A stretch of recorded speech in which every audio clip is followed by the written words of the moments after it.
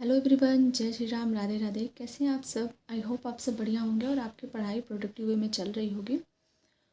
UGC net JRF का result आप सब ने चेक कर लिया। जिसका जेआरएफ हुआ उसको बहुत बहुत बधाई हो, और जिसका नहीं हो पाया तो वो दुखी ना हो, आगे बढ़ें और 2026 जून की जो परीक्षा है उसको टारगेट करते हुए पढ़ाई स्टार्ट कर दें, क्योंकि उसमें भी टाइम बहुत ज़्यादा बचा हुआ नहीं है।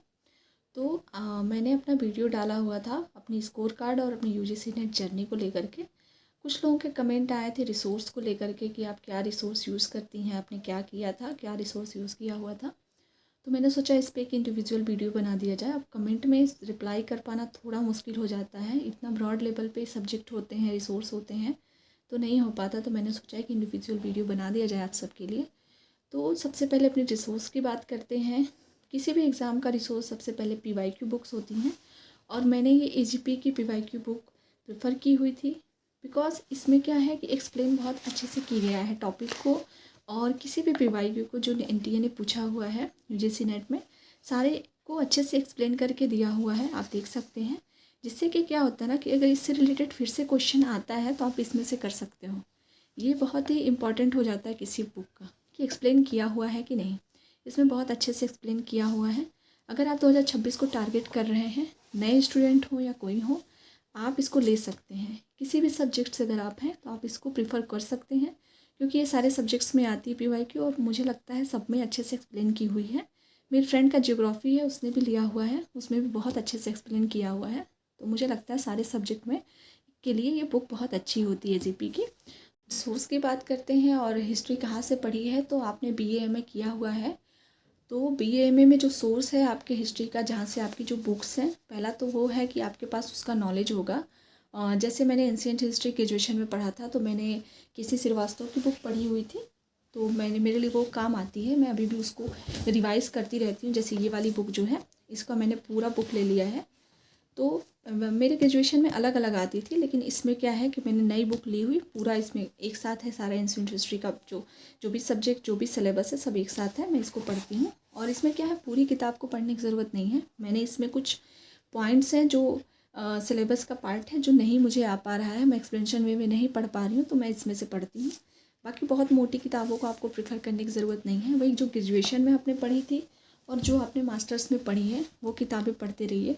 जैसे मैंने मास्टर्स इग्नू से किया था, तो इग्नू के कुछ मैटर हैं, सब मैटर्स नहीं हैं, कुछ हैं जिनको छांट के मैंने पढ़ा था, और कुछ नोट्स 2-4 पेज की बना ली थी जो मुझे काम आई। मेन बुक जो मेरे लिए रही है वो किरण कंपटीशन की ये बुक रही है। मैंने इसको बहुत बार पढ़ा हुआ है, कम से कम 10-12 बार मैं इसको पढ़ चुकी हूँ। ये किताब जितनी पतली दिखती है ना, उतनी है नहीं। आप समझिए ना कि इसमें इतना डाटा दिया हुआ है कि आप कोई भी हो, इसको इतना बार आपको पढ़ना ही पड़ेगा। इतना डाटा इस किताब में दिया हुआ है।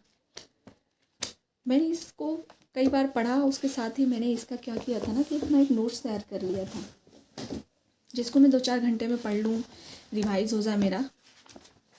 ये देखिए, मैंने अपना सेल्फ नोट्स बना लिया था, जो कि एग्ज़ाम के 2-3 दिन पहले मैं इसको रिवाइज़ कर लूँ, जो मेन डाटा है वो मेरा रेडी हो जाए।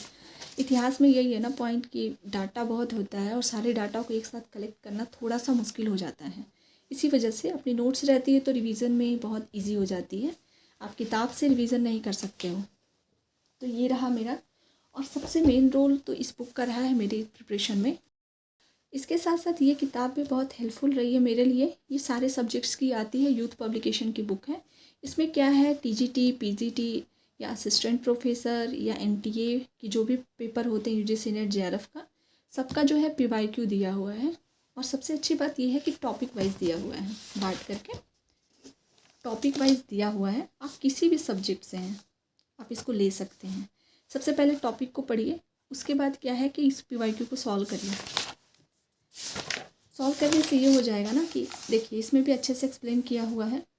आप इस एक्सप्लेनेशन पॉइंट को भी पढ़ते जाइएगा, सिर्फ सॉल्व करने से कुछ नहीं होगा। आप इस पॉइंट को पढ़िए और आपको समझ में आएगा कि डाटा कितना ज़्यादा इसमें भी दिया हुआ है। आप जो अपनी नोट्स बना चुके होंगे उसमें आप इसको ऐड करते जाइएगा। इस तरीके से आपके प्रिपरेशन में बहुत अच्छा रोल प्ले करेगा ये। एडिशनल नॉलेज के लिए आप इस किताब को भी पढ़ सकते हैं। बाकी जितनी किताब मैंने आपको बताया वो सफिशियंट है। ये किताब भी मैंने पढ़ी थी, देख लीजिए, सतीश चंद्रा की है, मेडोल हिस्ट्री 2 पार्ट में आती है, और ये भी अच्छी किताब है। मेडिवल हिस्ट्री अगर आप इंडिविजुअल पढ़ना चाहते हैं तो दोनों बुक बेस्ट है आपके लिए, हिंदी मीडियम से अगर आप हैं। इसकी इंग्लिश मीडियम में भी ये बुक आती है। और मैंने मॉडर्न हिस्ट्री के लिए मैंने स्पेक्ट्रम पढ़ी हुई थी, मेरे पास पुरानी रखी हुई थी तो मैंने इसी को पढ़ा है। यूपीएससी की तैयारी करती हूँ मैं, तो मैं उसमें भी इसको पढ़ी हूँ, तो मेरे लिए काफ़ी हेल्पफुल रहा, आप देख सकते हैं। बाकी बात करते हैं फर्स्ट पेपर की। तो फर्स्ट पेपर में बहुत लोगों की क्वेरीज होती हैं कि फ़र्स्ट पेपर को कैसे पढ़ें, क्या करें उसके साथ। तो सबसे पहली बात होती है कि फ़र्स्ट पेपर के लिए सबसे मेन रोल जो प्ले करता है वो उसकी पीवाईक्यू बुक्स होती हैं। मैंने ये ली हुई थी यूथ की।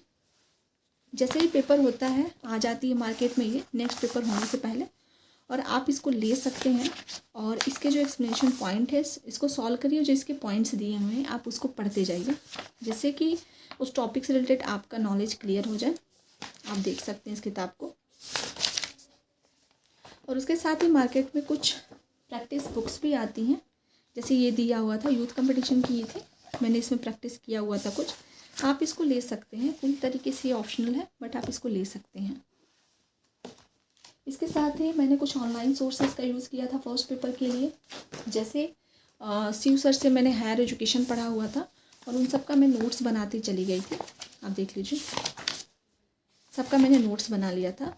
और सारा अगर आपको फर्स्ट पेपर का पूरा पढ़ना है फ्री में यूट्यूब पे, तो आप कुमार भरत सर का पढ़ सकते हैं। उन्होंने अलग अलग उसको बांट के रखा हुआ है, 10-15 लेक्चर में सारे टॉपिक्स को क्लियर करा हुआ है। तो आप उनको एक बार जा कर के ज़रूर देखिएगा, उनके वीडियोस बहुत अच्छे होते हैं। और मैंने पूरी नोट्स जो है अपनी तैयार करी है वो वहीं से तैयार करी हुई है, आप देख लीजिए।